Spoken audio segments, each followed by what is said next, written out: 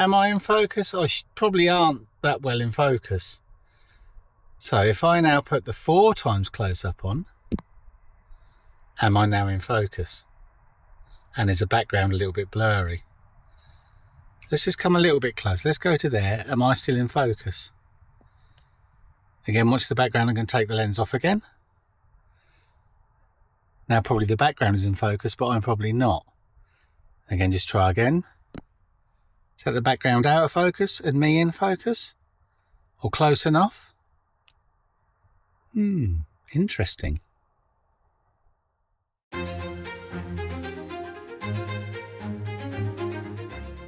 Hello and welcome back to the channel. You might wonder what on earth that was all about.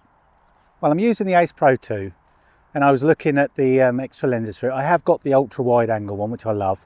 Then I was looking at the close-up one. Now, and I thought £120 seems quite a lot. And then I've looked at other reviews of it and there's not a lot of blur in the background. It's like this. Now also, what it seems to be that people like it for is because you can come closer to a better vlogging distance. Now I kind of like to vlog at around this distance so that my arm is tucked in. The thing is my face isn't perfectly tack sharp, is it? The background is. I'll just move around and show you. So basically most people are buying that close-up macro lens so they can get basically so that they can vlog doing these talking head videos, walk and talks. But watch this. So what sort of skullduggery is this, everyone? This is not the Insta360 close-up macro lens. This is a close-up lens that costs about £2, although you have to buy a kit. So the whole kit with loads of different filters and stuff is £40 odd.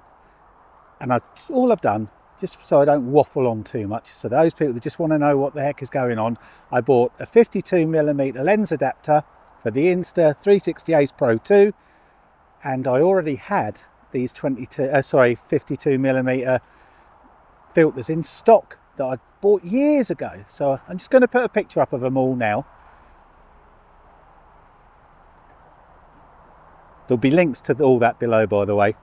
So if you want to grab your own and have a go at this, because you get, I think, 3 different ND filters, 4 different close-up lenses, UV, a fluorescent, a few other bits and bobs, and brilliant value.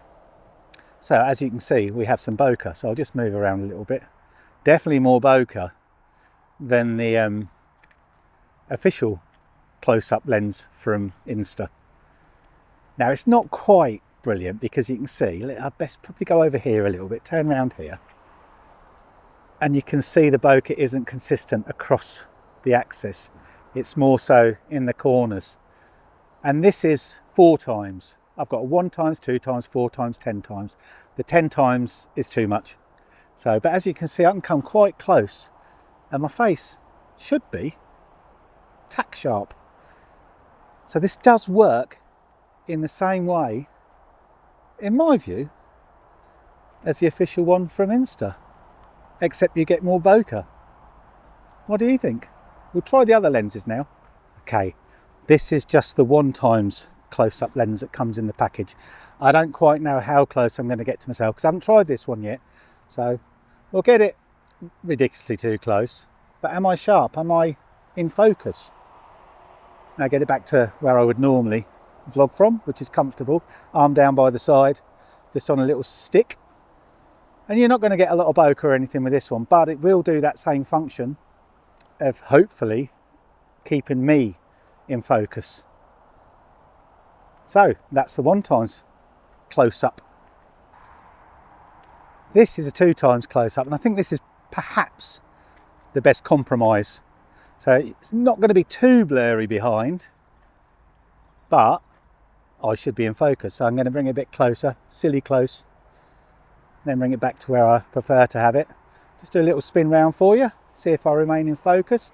It's a horrible dreary day here at the marina, so I'm not doing this in the most favourable of light conditions. But what do you think of that? Love you to let me know in the comments below. Now the 10x, I mean you've already seen the 4x, doesn't work because, well, it does if I'm this close. But what else can you use these lenses for? Well, of course you can get really close up to stuff, can't you, and keep them in focus. So you can put this camera, you know, 10 centimeters away from something and it will be in focus. So basically it will act like a macro. Should we try the 10 times on something close and just see what it does? Okay, as you can see, the 10 times doesn't really work. Everything's out of focus, isn't it? Unless I come to about here, I guess I might be in focus then, I don't know. But I'll show you what it is good for. You see how close I can get to things with it.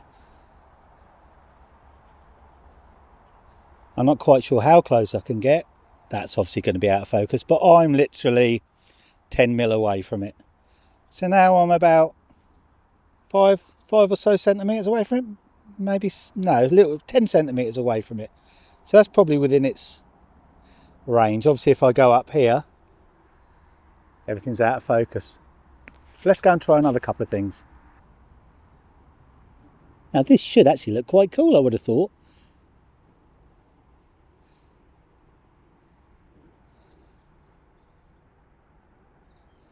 You get the bokeh in the background then, don't you?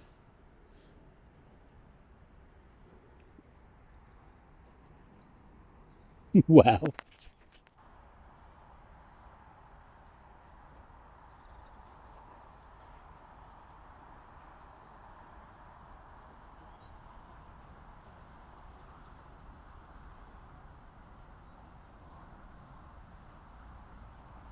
Okay, I'm back on the standard lens again now with no filters on the front.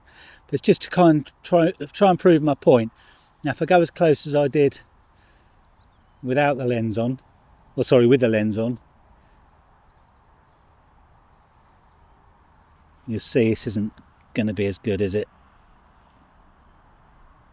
Go and have a look at the dog again.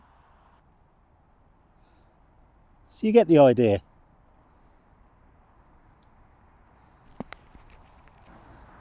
Right, after looking at that on my computer, I could see that with the 4 times lens, you could see it was jittering about a bit, like the stabilization wasn't working properly. Now, I haven't set the Ace Pro, or hadn't set the Ace Pro to tell it that it was using a macro lens. So now I've actually turned on that function, so I'm pretending I've got the official macro lens on. I have actually got focus peaking, which makes no difference when you've got a fixed lens like this. But is it bouncing around? I think I've got the stabilization to standard. So we'll have a little look, and what I'll do is I'll put it to whatever the next one up is. I can't remember what it is. But is the stabilization terrible? Is it doing the same thing in the corner now that I've told it it's a macro lens? Let's up the stabilization. I've put the stabilization now onto high. It was on standard. So let's just have a little wander around and see if it's still bouncing about. I'm actually letting my body be a bit floppy to try and make it do it. So we'll see. Let's go back and round it up. Well, I guess we get to the pros and cons now, don't we? I'm actually quite impressed with it. So we'll do the cons first. The biggest one is because these are fixed focus, or within, you know, this sort of much, or maybe that sort of much. When you turn the camera around, the scenery will all be out of focus.